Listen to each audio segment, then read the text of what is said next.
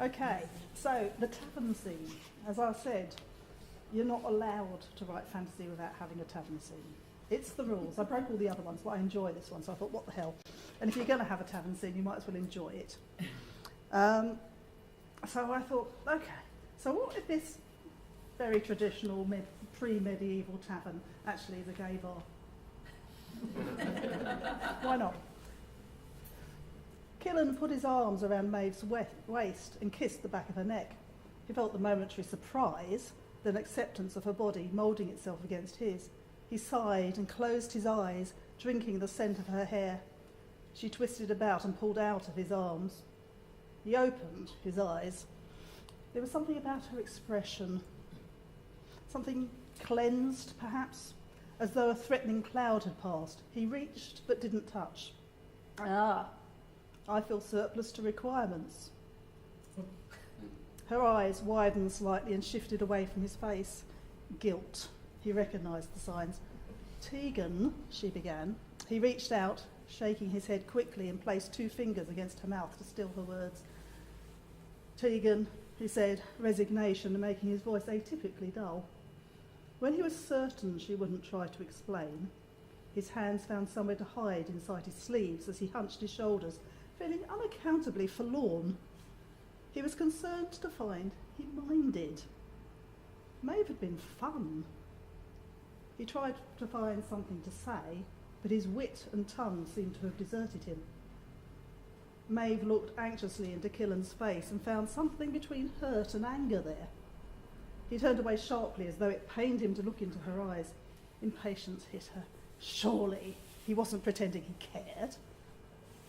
Killen rubbed his chest thoughtfully, then turned his shoulder just sufficiently that they could each pretend they weren't together, not apart, not... His feet took him to the row of barrels. His hand beckoned the keg mistress, found coins curved about a mug. The sharp fire of the alcohol hit his tongue, the back of his throat, his chest, his stomach, his mind. He glanced about the tightly packed room, focusing on each face in turn, aware of a sudden that he was glowering, and made a conscious attempt to stop. Shoulders back and down, brows up and relaxed, hands loose. His eyes rested on a dark-haired woman he could not place. She met his gaze coolly and turned slightly away, almost scornful. He shrugged and forgot her.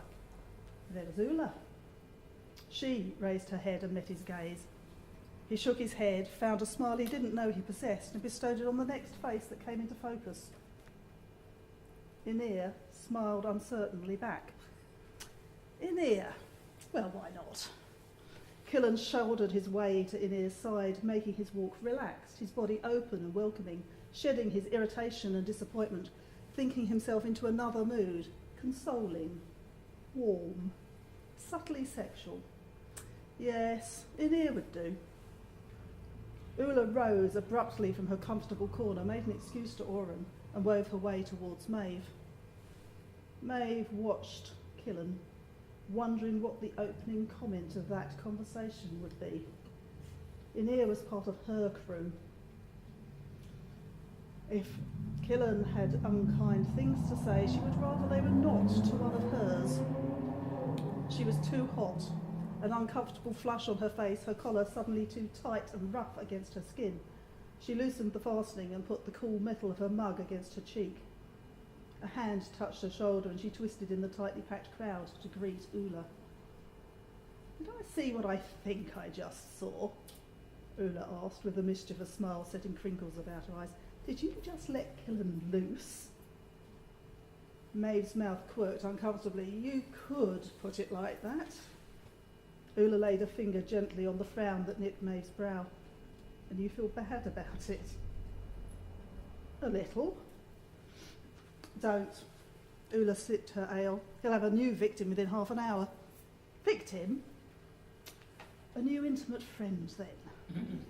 Maeve found indignation welling up at Ula's low opinion of Killen, and of the worth of her own affection for him, and the effect upon him of her rejection. Nonsense, she said sharply. Ula grinned. Then I wager you a measure of the best ale, if I'm wrong, against a kiss, if I'm right. Maeve narrowed her eyes at Ula, and I thought you and Oren would grow old together. We will, it's just a kiss. I'm no Killen. You don't care for him much. He's a complete bastard, my love, but he's also a charmer. Everyone loves him. He's all and everything to whoever he's with, and that changes so quickly. About now, I'd say.